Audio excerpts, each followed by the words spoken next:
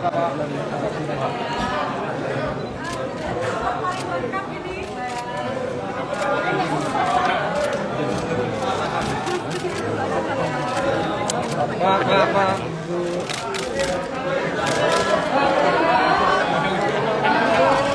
Dulu. Ya.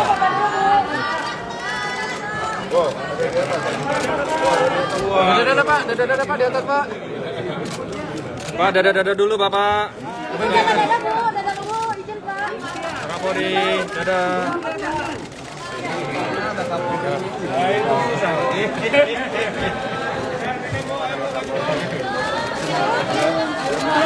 Pak, di atas Pak. Di atas kayu dong.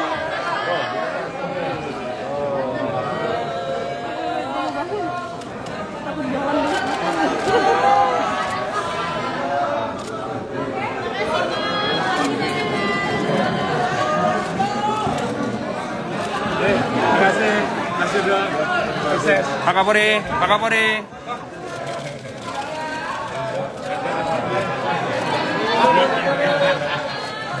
Mas, sukses selalu.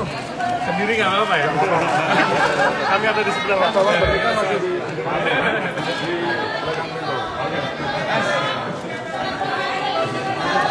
Pak Kapolri, Pak Kasal, salam komando Pak. Pak Kapolri, Pak Kapolri, Pak Kasal, salam komando.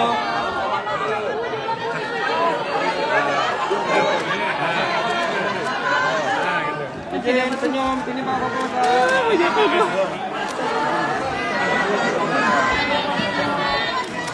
mungkin harus sekali lagi. Yang tepat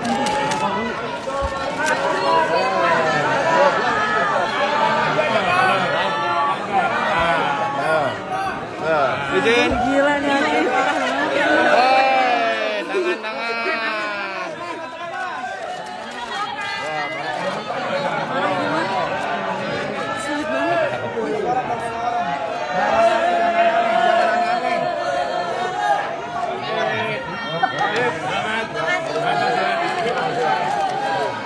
Ya.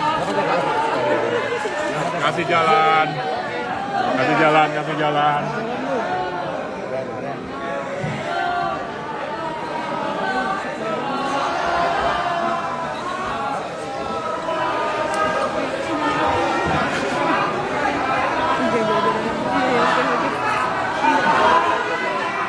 Kita ambil di sebelah sana. Sana penuh juga. Pikirnya sih di sebelah sana. Ini nggak kedap.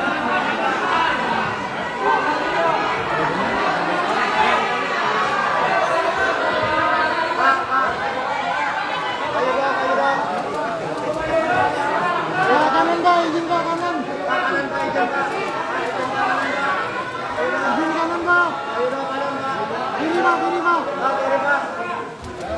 Izin gini Pak. Salam komando Pak.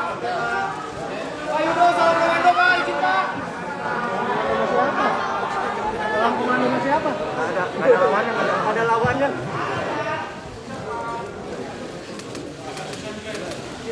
Oke, mundur.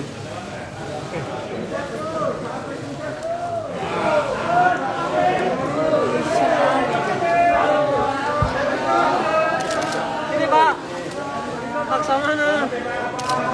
Pak Yudo kanan, kiri Pak. Pak kiri Pak.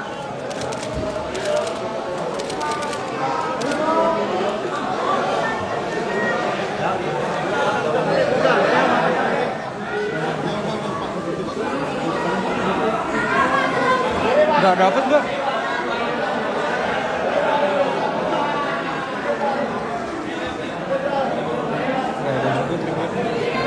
Nggak ada sama sekali. Nggak bisa diambil tripodnya. Nggak ada maksudnya.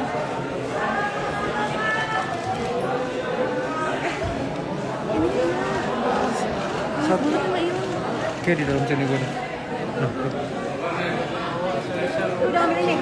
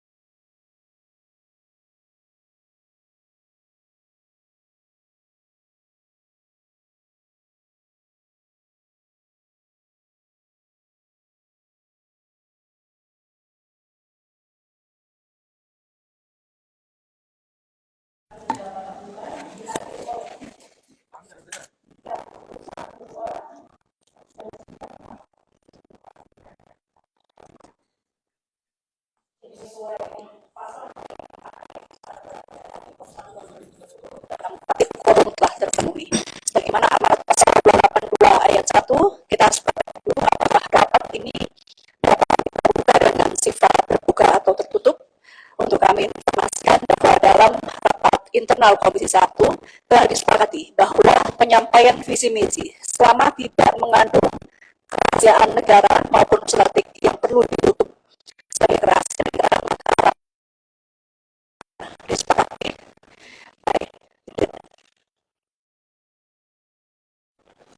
Ya, jadi terbuka. Jika nanti ada hal-hal yang perlu ditutup, misalnya dalam pendalaman, maka rapat akan kita ganti dengan sifat tertutup. Sepakat ya, kita buka dulu dengan sifatnya terbuka. Diinformasikan bahwa Komisi 1 telah menerima surat dari fraksi Partai Amanat Nasional nomor sekian-sekian tanggal 29 November 2022 perihal pergantian keanggotaan Komisi Fraksi PAN DPR RI, yaitu ini bukan untuk menyambut Pak calon Panglima ya. Yang terhormat Ibu Desi Ratnasari MSI MPSI, nomor anggota Berdiri. Yang mana orangnya berdiri? Ya, Ketua DPW Jawa Barat ya. nomor anggota A497 semula Komisi 10 pindah ke Komisi 1. Selamat datang Ibu Desi.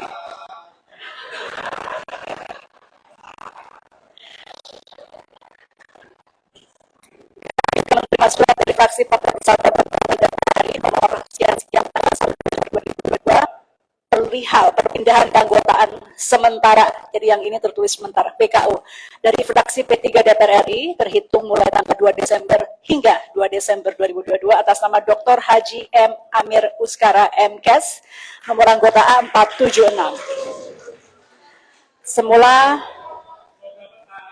Semula Wakil Ketua Komisi 11, jadi hari ini beliau lepas jabatannya dulu Pak sebagai pimpinan komisi menjadi anggota Komisi 1.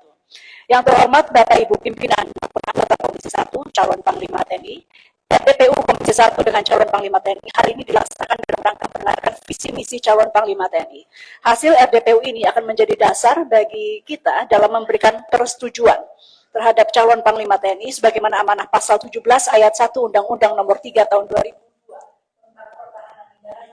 Pasal 13 ayat 2 Undang-Undang Nomor 3 Tentara Nasional Indonesia.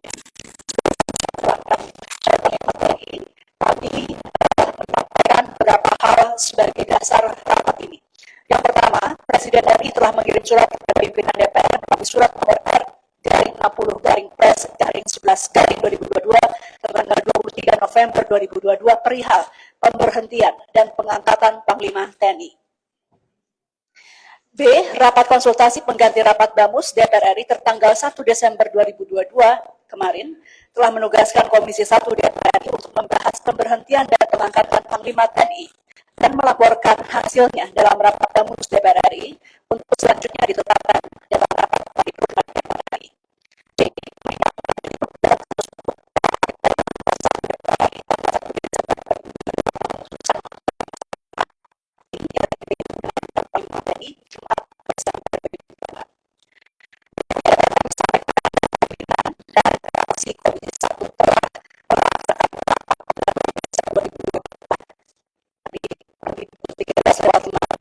Dalam rangka verifikasi administrasi calon Panglima TNI dengan hasil bahwa berkas administrasi calon Panglima TNI dinyatakan selesai dan lengkap. Yang terdiri dari A. Daftar riwayat hidup, B. Kopi nomor pokok wajib pajak PPWP, C. Kopi kartu tanda penduduk KTP, D. Mohon maaf. D. Logika kekeluargaan. E. Laporan harta kekayaan penyelenggara negara LHKPN ke KPK tanggal 22 Maret 2022. F. Surat pemberitahuan tahunan atau SPT pajak tertanggal tahun 2021. G. Surat keterangan sehat dari Rumah Sakit TNI Angkatan Laut Dr. Nito Hajo, Jakarta. Adapun mekanisme RDPU yang kita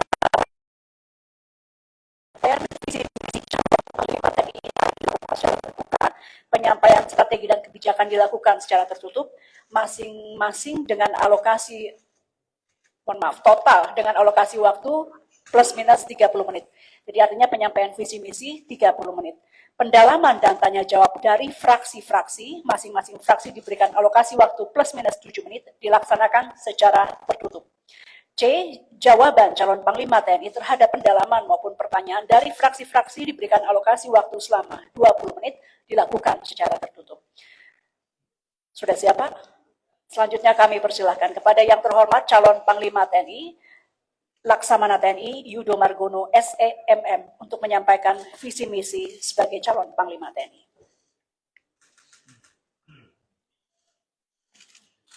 Bismillahirrahmanirrahim. Assalamualaikum warahmatullahi wabarakatuh. Selamat siang dan salam sejahtera bagi kita semuanya. Salam, Om Swastiastu, Namo Buddhaya, salam kebajikan. Yang saya hormati dan saya muliakan Ketua Komisi 1 DPR RI, Ibu Mewati Hajar-Tabit. Yang saya hormati Wakil Ketua dan seluruh anggota Komisi 1 DPR RI yang saya muliakan. Hadirin sekalian yang berbahagia, Pak Kasal, kemudian Pak Pokapilhan, dan para pendamping saya di belakang. Pertama-tama, marilah kita panjatkan puji syukur kehadirat Tuhan Yang Maha Kuasa, Allah SWT, karena atas limpahan rahmat dan karunia-Nya, pada siang hari yang cerah ini kita dapat bersama-sama berkumpul di ruangan ini tentunya dalam keadaan sehat walafiat. Pertama-tama saya mengucapkan terima kasih dan penghargaan yang setinggi-tingginya kepada Ketua dan seluruh anggota Komisi 1 DPR RI atas kesempatan yang diberikan kepada saya untuk menyampaikan pandangan, pemikiran, visi, dan misi saya dalam rangka uji kelayakan dan kepatutan calon Panglima TNI. Sebelumnya kami laporkan kepada bahwa kami datang ke sini alhamdulillah diantar oleh Bapak Kapolri, diantar oleh Kasat, diantar oleh Kasor, dan juga dari beberapa tinggi Mabes TNI, Mabes Angkatan, yang semuanya memberi support dan memberi dukungan pada kami semuanya. Hingga mudah-mudahan kegiatan fit and proper test pada siang hari ini dapat kita laksanakan dengan lancar. Sebagai bagian dari masyarakat dunia, kita perlu untuk terus mencermati perkembangan lingkungan strategis yang berpengaruh terhadap kehidupan berbangsa dan bernegara kita, khususnya aspek pertahanan negara yang merupakan tugas pokok TNI. Ini kami mulai dari penilaian situasi strategis. Pada tataran global, geopolitik dunia masih dihadapkan pada kemajuan teknologi informasi dan digital beserta dampaknya. Konflik kepentingan dan kompetensi kekuatan negara-negara besar, terlebih situasi konflik terbuka Rusia-Ukraina saat ini, persaingan dagang dan investasi, dampak perubahan iklim, wabah penyakit dan biosecurity, serangan cyber, serta adanya potensi ancaman kelangkaan pangan dan energi. Pada lingkup regional, potensi instabilitas kawasan Asia Pasifik mengemuka sebagai akibat dari adanya ketegangan dan kehadiran kekuatan asing di wilayah Laut Cina Selatan. Konflik di semenanjung Korea dan potensi konflik antara Tiongkok dan Taiwan yang mengemuka akhir-akhir ini. Di samping itu, terdapat pula penguatan kerjasama keamanan antara Amerika Serikat, Australia, India, dan Jepang, serta munculnya aliansi AUKUS antara Australia, Inggris, dan Amerika Serikat untuk mengimbangi strategi Belt and Road Inisiatif Republik Rakyat Cina. Sedangkan pada tataran nasional, secara umum kondisi keamanan Indonesia cukup stabil.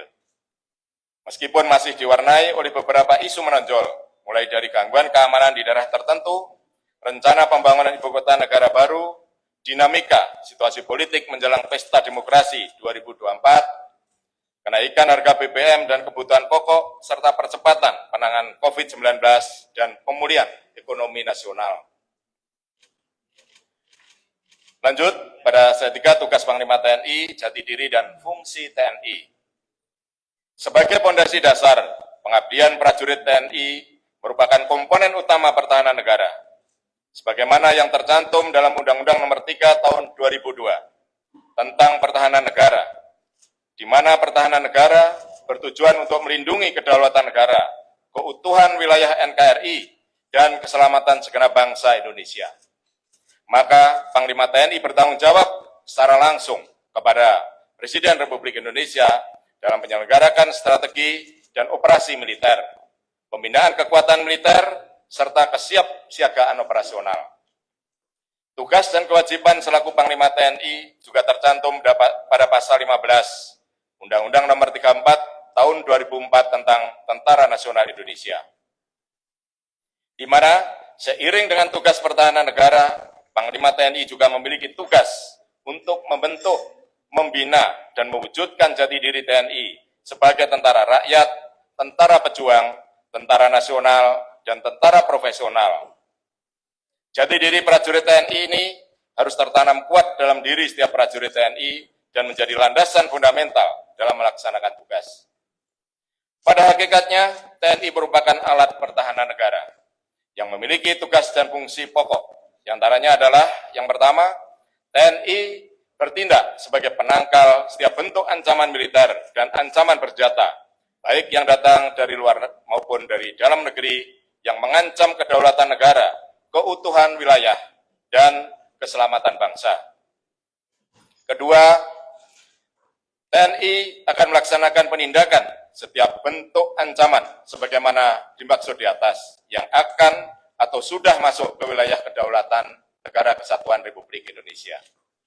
Ketiga, sebagai pemulih terhadap kondisi negara yang terganggu akibat perang, konflik, atau kekacauan keamanan. Ibu Ketua dan seluruh anggota Komisi 1 DPR RI yang saya muliakan, para pendahulu kita telah merumuskan arah pembangunan bangsa ini, di mana fondasi pembangunan bangsa terletak pada kualitas manusianya. Syair lagu kebangsaan Indonesia Raya adalah bukti otentik bahwa untuk membangun sebuah kekuatan harus dimulai dari kualitas sumber daya manusia itu sendiri. Hal ini diawali dengan membangun jiwa.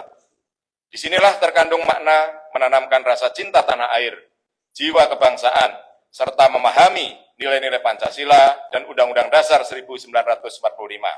Yang pada akhirnya, jika hal ini telah terbentuk, maka akan turut mempengaruhi cara berpikir dan cara bertindak dalam mewujudkan tujuan negara Indonesia. Pembangunan jiwa sebagai landasan utama dalam membangun jati diri prajurit TNI seutuhnya ini akan berjalan selaras dan menjadi fondasi kuat dalam pembangunan kekuatan TNI sebagai komponen utama pertahanan negara. Berikutnya adalah visi TNI.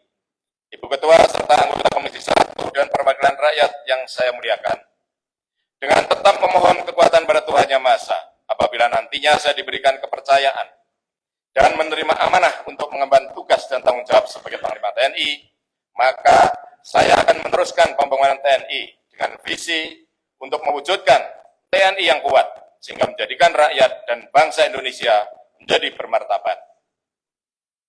Bermartabat di mata dunia. Hal ini dapat dicapai dengan menjadikan TNI sebagai patriot NKRI yang merupakan kepanjangan dari prajurit Trimatra yang profesional, modern, dan tangguh demi keutuhan Negara Kesatuan Republik Indonesia. Visi patriot NKRI ini mengandung makna bahwa kekuatan TNI sebagai komponen utama pertahanan negara merupakan kekuatan gabungan Trimatra, yakni matra darat, laut, dan udara yang solid, kokoh, dan loyal kepada bangsa dan negara Kesatuan Republik Indonesia.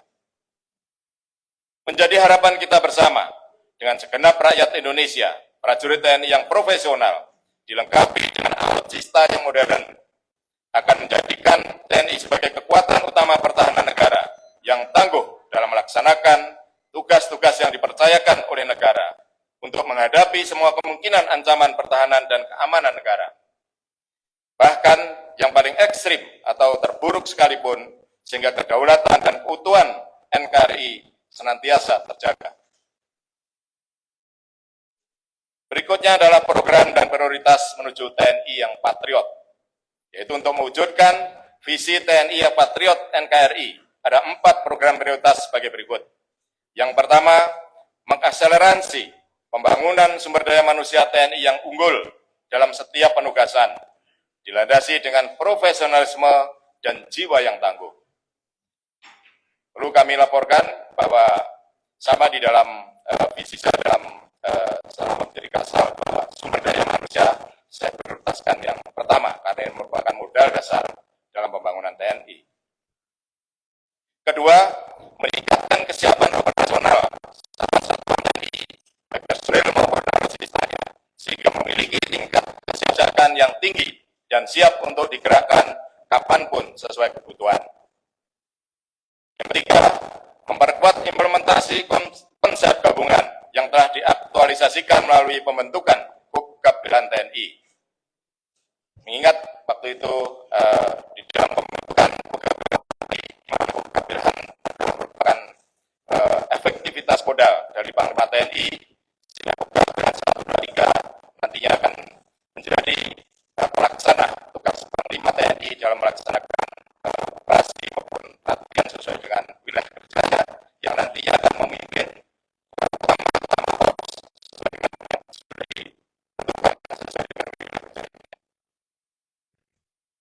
keempat, mematangkan implementasi informasi birokrasi dan kultur TNI dalam menegakkan kedaulatan negara. Berikut adalah karakter kekuatan TNI. Ada 3 karakter utama dalam kekuatan TNI sebagai patriot NKRI, yaitu TNI yang profesional, modern, dan tangguh.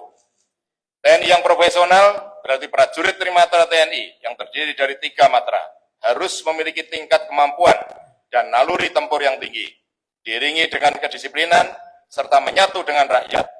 Prajurit TNI harus berlatih dan teruji sehingga dapat menyelesaikan semua tugas-tugas pertahanan negara dengan baik.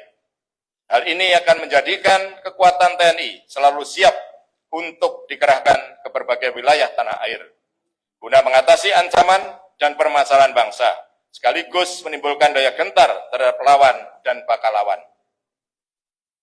Yang kedua, TNI yang modern dapat dijabarkan sebagai postur TNI yang disegani, dilengkapi dengan alat utama sistem persenjataan atau alutsista yang modern, sehingga memiliki daya gerak atau mobility dan daya gempur atau firepower yang tinggi. Tentunya hal ini juga harus didukung dengan ketersediaan logistik yang memadai, agar dapat beroperasi jarak jauh dan dalam jangka waktu yang lama. Artinya memiliki endurance yang sangat lama, mengingat wilayah konstelasi geografi kita adalah kepulauan, dan 3/4 wilayahnya adalah merupakan lautan. Berikutnya adalah TNI yang tangguh. Merupakan karakter nyata yang harus terus dibangun. Keteguhan prajurit TNI dapat diartikan sebagai kemampuan dalam mengatasi segala bentuk ancaman dan berhasil dalam melaksanakan setiap tugas yang diemban, serta tidak mudah menyerah dengan kendala yang dihadapi. Ketangguhan TNI tidak hanya siap melaksanakan tugas operasi secara rutin, namun memiliki tingkat kesiapan operasional dan tingkat kesiagaan yang tinggi guna merespon dengan cepat dan tepat setiap ancaman yang dapat mengganggu kedaulatan dan keutuhan wilayah NKRI. Sebagai parameternya, maka kesiapan dan kesiagaan TNI perlu berubah dengan tidak hanya mengandalkan kuantitas atau jumlah saja, namun juga mengedepankan kualitas dan semakin cepat dari hitungan hari menjadi hitungan jam. Dengan demikian, jika terjadi gangguan terhadap pertahanan dan keamanan negara, maka kekuatan TNI akan siap, hadir, dan mampu merespon dengan cepat hanya dalam hitungan jam saja. Berikutnya adalah tugas matra dalam kekuatan Trimatra TNI. Kekuatan TNI yang bertumpu pada kekuatan Trimatra TNI yang solid, loyal, terintegrasi, dan memiliki interoperability yang tinggi, serta selalu bersinergi dengan elemen negara yang lain, akan menjadikan setiap tugas-tugas TNI dapat dilaksanakan dengan baik. Untuk itu, tugas-tugas Matra diarahkan sebagai berikut. Kekuatan TNI Angkatan Darat diarahkan untuk melaksanakan tupoksi Matra Darat dalam menjaga keamanan wilayah perbatasan darat, melaksanakan pembangunan dan pengembangan kekuatan Matra Darat, serta pemberdayaan wilayah pertahanan di darat dalam melindungi kedaulatan negara. Kekuatan TNI Angkatan Laut diarahkan untuk melaksanakan tugas sesuai tupoksi Matra Laut diimplementasikan dalam bentuk kehadiran di perairan Indonesia dan yurisdiksi nasional, guna menegakkan hukum dan menjaga kedaulatan di laut. Melaksanakan diplomasi Angkatan Laut diikuti dengan pembangunan dan pengembangan kekuatan Matra Laut serta pemberdayaan wilayah pertahanan.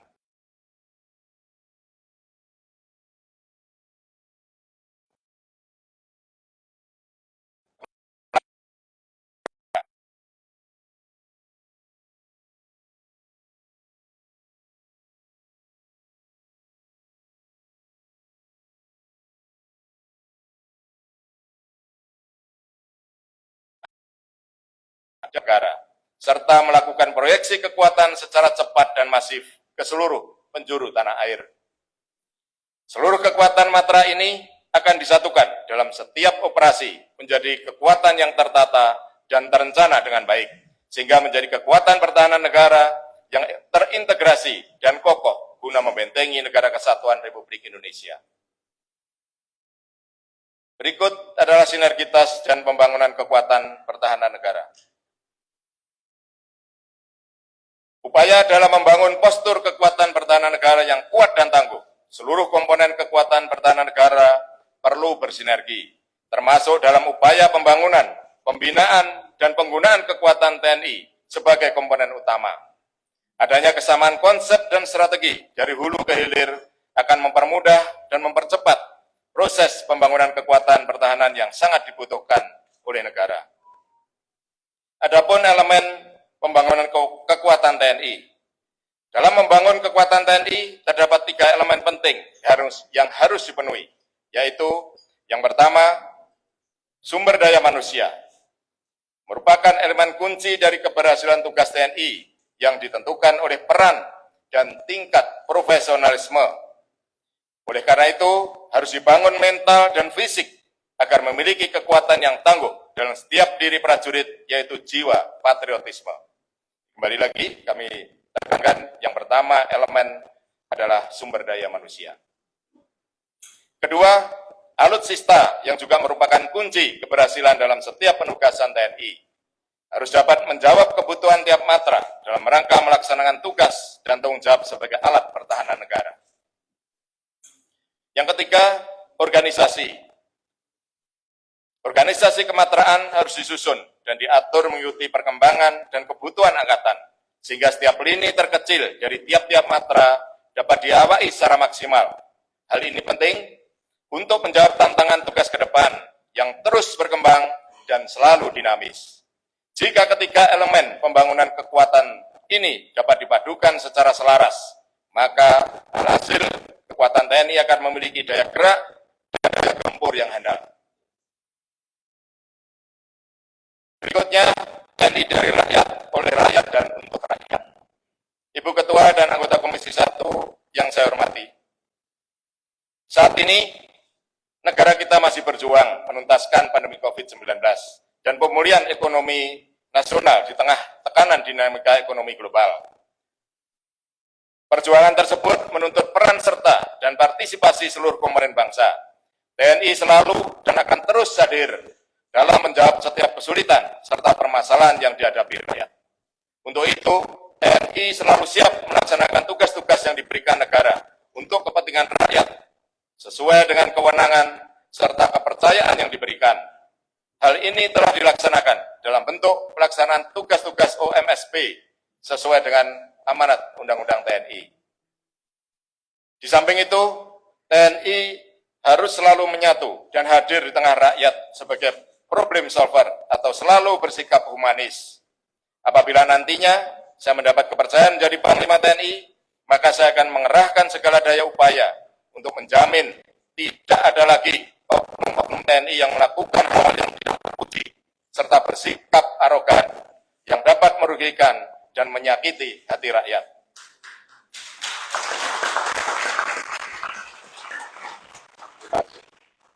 Sebagai tentara rakyat, maka karakter TNI yang dimiliki adalah prajurit yang tegas, namun tetap humanis. Dan disegani, tapi bukan ditakuti. Sesanti 8 wajib TNI harus menjadi pedoman bagi seluruh prajurit untuk bersikap ramah tamah dan sopan santun kepada rakyat, tidak sekali-kali merugikan, menyakiti, dan menakuti hati rakyat. TNI juga harus tampil menjadi contoh dalam sikap sederhana dan selalu hadir membantu negara dalam mengatasi kesulitan rakyat. Ini selalu saya tegaskan, TNI harus tampil menjadi contoh dalam sikap sederhana dan selalu hadir membantu negara dalam mengatasi kesulitan rakyat. 8 wajib TNI harus benar-benar menjadi pedoman kehidupan prajurit dimanapun berada dan bertugas. Bagi rakyat Indonesia, TNI berperan sangat penting dalam meningkatkan kesehatan rakyat Indonesia dengan cara mengamankan pembangunan nasional dan memberikan rasa aman kepada rakyat dari segala bentuk ancaman pertahanan dan keamanan negara. Berikut adalah soliditas dan sinergitas TNI dengan komponen pertahanan keamanan negara lainnya. Saya menyadari bahwa disrupsi global yang sangat dinamis dengan perubahan ancaman yang semakin kompleks, sulit diprediksi, serta bersifat multidimensi. Untuk itu, soliditas dan sinergitas TNI dengan seluruh komponen bangsa lainnya adalah kunci keberhasilan pelaksanaan tugas ke depan.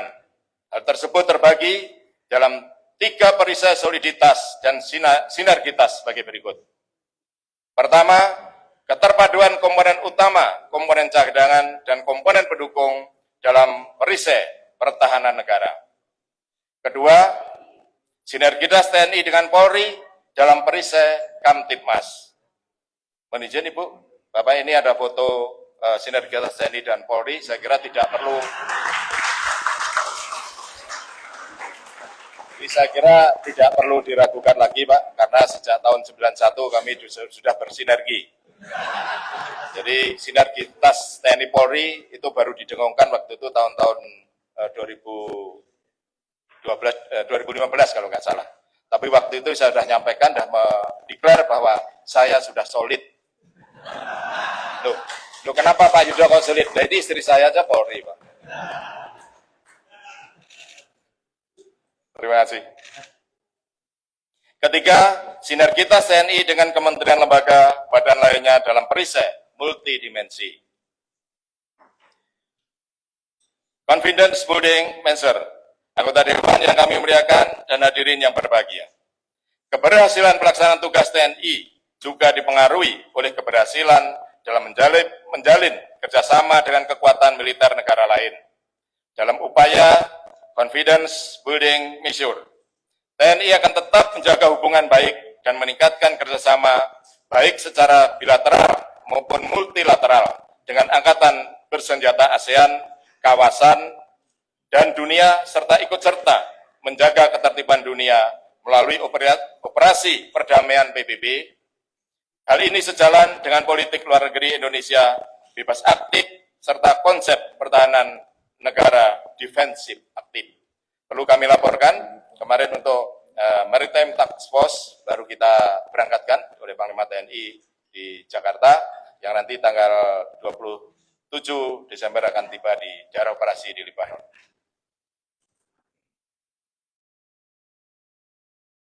Yang mulia, Ketua, Wakil Ketua, dan anggota Komisi 1 DPR RI, serta hadirin yang saya hormati.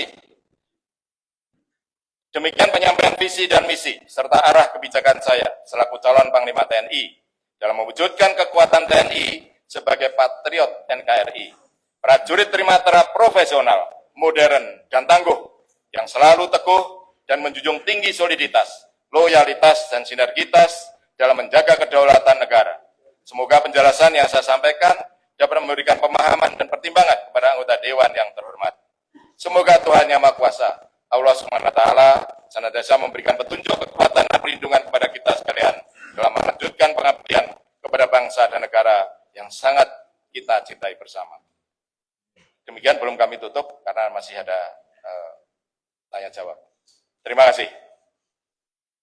Baik, terima kasih Saudara calon Panglima TNI. Demikian tadi disampaikan visi misi calon Panglima TNI.